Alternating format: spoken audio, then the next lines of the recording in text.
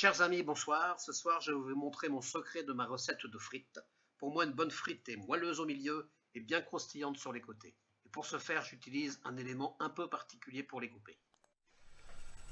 Un évideur de pommes, voilà mon secret. C'est un ustensile qui ne coûte pas cher et qui donne de très bons résultats.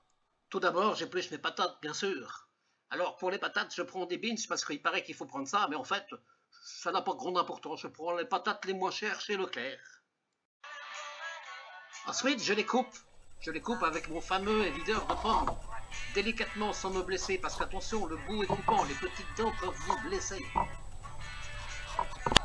Au bout de quelques heures, non, j'exagère, au bout de quelques minutes simplement, j'ai fini de couper mes 6 patates pour en faire une bonne poignée de frites pour 2.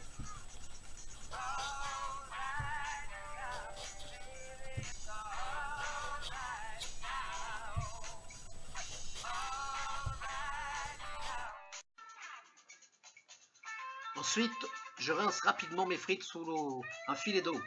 Il ne faut pas les faire tremper, autrement ça enlève tout l'amidon. Et l'amidon va vous donner le petit croquant tant apprécié.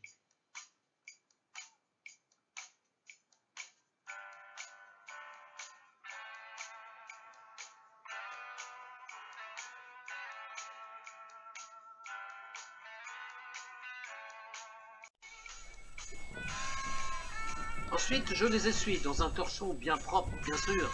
Hein, pas un torchon sale qui traîne depuis des semaines dans l'évier.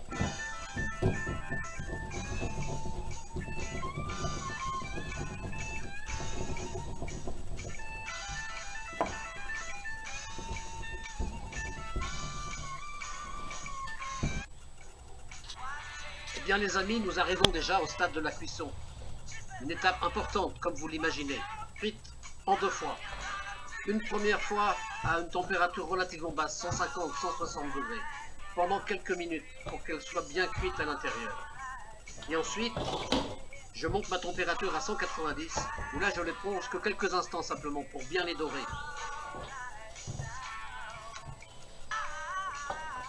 Une autre chose est importante, je ne ferme jamais le capot de ma friteuse.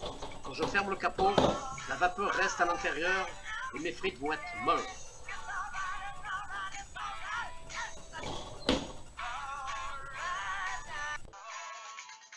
Première partie de la cuisson, comme je vous disais, 150-160 degrés.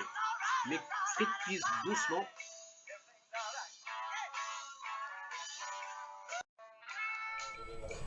Voilà, après quelques minutes de cuisson, je laisse égoutter doucement mes frites, qui sont pré-cuites. Puis je monte la température de ma friteuse à 190 degrés. Et là, je plonge mes frites que quelques instants. Et voilà, c'est fini les amis. Les frites sont cuites. Elles sont bien dorées et bien croustillantes. Il ne faut surtout pas oublier de les saler. Il ne reste plus qu'à vous régaler avec par exemple un bon tartare maison. Recette que je vous donnerai dans une prochaine émission. Voilà, je vous remercie et je vous dis à bientôt.